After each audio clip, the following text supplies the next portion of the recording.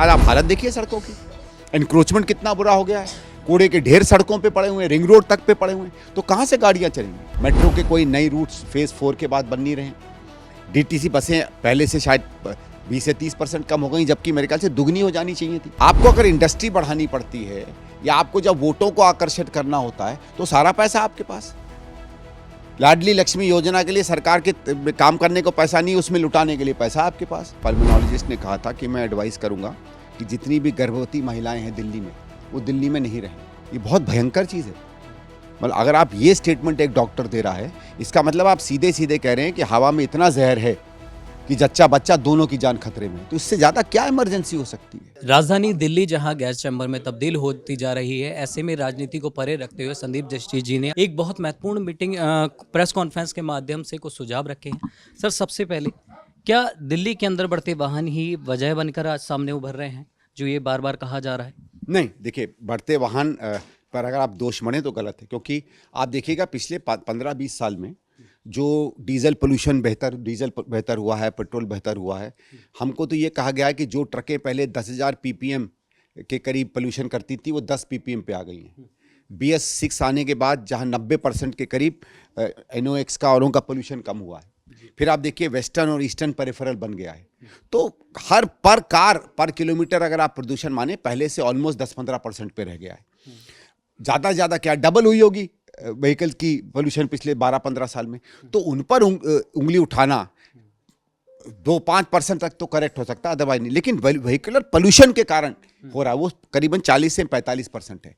वो इसलिए है क्योंकि गाड़ियां तेज नहीं चल पा रही हैं। मैं एक आंकड़ा आपको देता हूं कि अगर शाम को जब ज़्यादा कंजेशन हो जाता है और दोपहर के बनस्पत जब शाम को करीबन 20-22 किलोमीटर प्रति घंटे की रफ्तार से गाड़ियां चलती हैं, शाम को 15 और दिन में 20, उसके बीच में 2.5 गुना पोल्यूशन ज़्यादा होता है। पहले कांग्रेस के समय में 40-45 किलोमीटर का एवरेज होता था। तो अगर एवरेज स्पीड बढ़ाने से ही पोल्यूशन कम हो जाता है, तो आप इंफ्रास्ट्रक्चर ठीक करिए, आप नए फ्लाईओवर, नए पुल बनाइए, जो टूटी हुई सड़कें उन्हें ठीक करिए। आज आप हालत देखिए सड़कों की, एनक्रोचमेंट कितना बुरा हो गया है, कूड़े के ढेर सड़कों पे पड़े हुए हैं, रिंग रोड तक पे पड़े हुए हैं, तो कहाँ से गाड़ियाँ चलेंगी।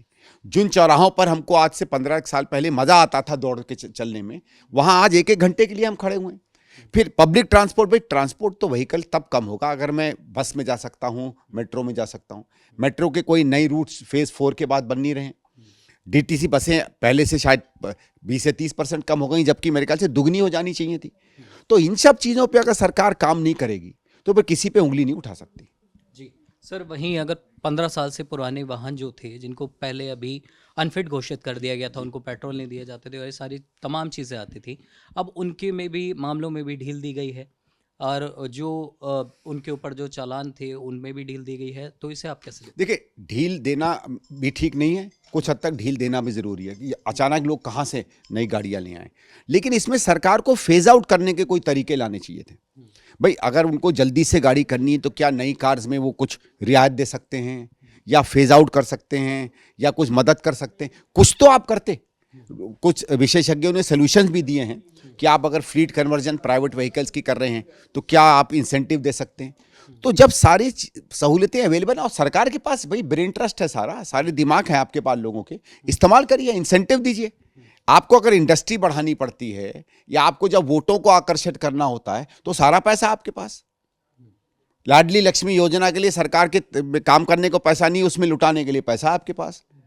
आपको 5-5, 10-10 हज़ार रुपये फ्री देने के लिए पैसा है, तो इस चीज़ में इंसेंटिव देने के लिए पैसा क्यों नहीं है। ठीक है भाई, जो भी है कह दीजिए, ठीक है, हम कम से कम एक कन्वर्जन के लिए गाड़ियां इतनी सस्ती कर देते हैं, कुछ तो करिए ना।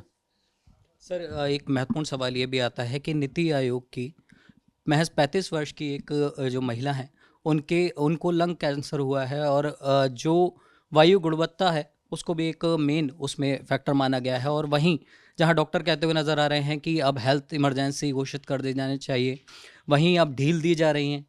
नहीं, ये तो है। देखिए, कुछ समय पहले एक पल्मोनोलॉजिस्ट ने कहा था कि मैं एडवाइस करूंगा कि जितनी भी गर्भवती महिलाएं हैं दिल्ली में, वो दिल्ली में नहीं रहें।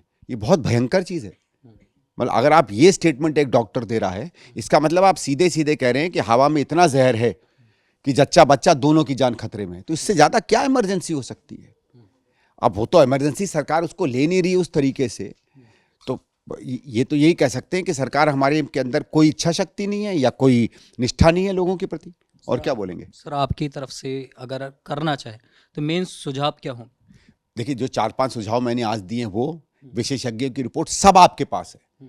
जैसे मैंने कहा, आप इंफ्रास्ट्रक्चर पे काम करिए, आप ट्रांसपोर्ट पे काम करिए, आप कूड़े की सफाई पे काम करिए, करना शुरू करिए तो अपने आप सोल्यूशन आता है।